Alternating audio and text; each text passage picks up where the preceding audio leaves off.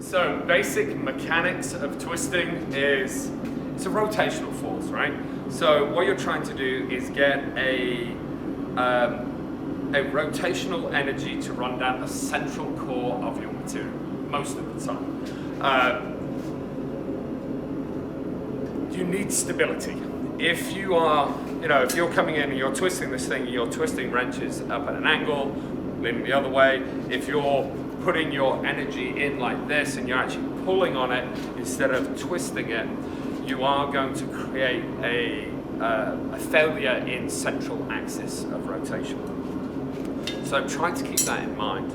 Also, make sure your vise, whatever you're locking it in, is really well locked down and you've actually locked that thing in nice and tight, because if it gets loose, it'll slide on you and again, your axis is going to go off center.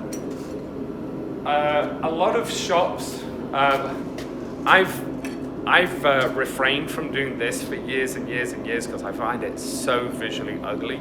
I actually finally did it this morning just for these videos. It works, it just works great having two handles on it. If you're doing it with a single handle, you have to control that rotation so well around the single point, and essentially you've got a floppy noodle, it's going to come out of axis. So,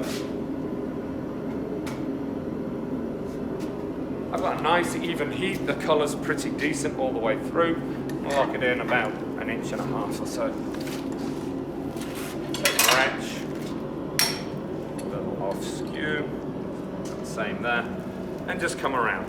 Notice how I'm trying to keep my sternum fairly over the material and trying to keep the pressures even between the two handles. I recommend that you try and make the two handles about the same length so that you have similar comfort and force into the material. I'll do another half twist, why not? All right, now there. I virtually always go slightly past and then back it up a little bit. So I'll come through to about there and then just back it up ever so slightly. Why do you do that? Over years and years and years of doing these things, I find that that gives me a better result in straightness. Because generally you slightly overshoot or you undershoot, so it's kind of nice to go back. Also, cool off your tool, have a bucket close by. Grabbing hold of a hot wrench is quite unpleasant, and no matter how many times you do it, it's still quite unpleasant. So here's an interesting thing, you can actually see it quite nicely. And this is very common in twists. If you look at the bottom here, it's a little tighter than it is at the top here. It's fairly even through the midsection, so this is kind of your main tightness. This here twisted well and quickly at the beginning whilst the material's hot. The vise itself acted as a heat sink and sucked heat out of this zone, probably up to about here, right? Same with the wrench from above, but the wrench from above wasn't getting as much torque, so it wasn't tightening quite as nicely as down here, okay? Little things. Does it offend me? No, not really. I kind of like that ever so slight dynamic in there. Obviously, if you don't have a good dynamic and it's just chunky in the way that the twist is formed, that isn't always a desirable thing. So, be aware and play with it a little bit, see how changing the heat, the length of the heats, the isolations of those heats, what that does to your twist itself. So, that's the basics. And I'm gonna mess. Maybe I'll save that for the next bit. But I want to mess one up and just go through straightening a little bit. I'm gonna touch a heat on that one and straighten it. There's not too much crazy on it. It's just the ends. The actual twist itself is pretty solid. On my next video, the mechanical principles, I'm going to intentionally try and get my energy off on that rotational force and see if I can make a bit of a corkscrew. I don't know whether I can get my brain to do that after so many years of trying not to do that. But the general one is, though, when people are twisting, they get to that point where it's getting a little hard and they start yanking on it. You start yanking on it, you'll get funkies. When you straighten, get it raging hot, so much easier. I actually, when I was doing a lot of railing type pieces where I had to straighten a lot of bars after they've been twisted, forged, so on and so forth, I actually made basically an anvil surface, which was bolted into a big wooden beam, and it had an upward leg, and it had a big flat area on it. It's just a big oak beam. It's probably about 12 or so inches wide.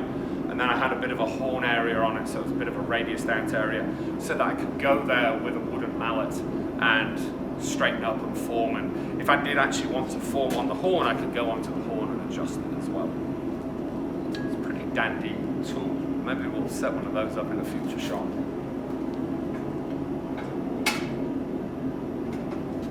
So again, always looking from one end. I've got a little bit of curve through it, so I'm going to straighten up the twist first.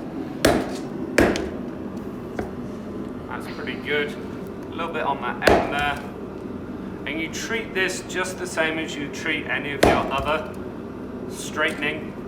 Always try and keep to your two axes, your X and your Y as it were. As soon as you start doing in between axes, you're going to start having problems. They're too ambiguous. Then flip, have a look from the other end.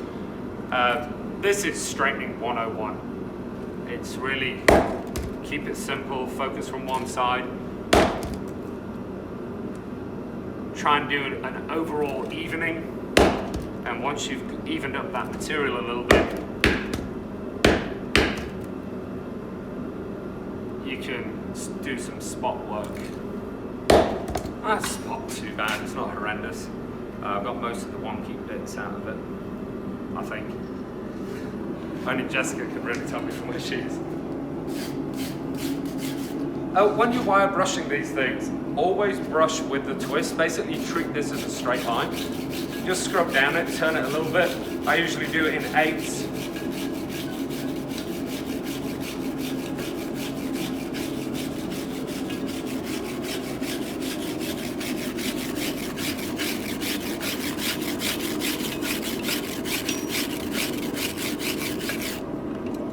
There you go, it's pretty solid.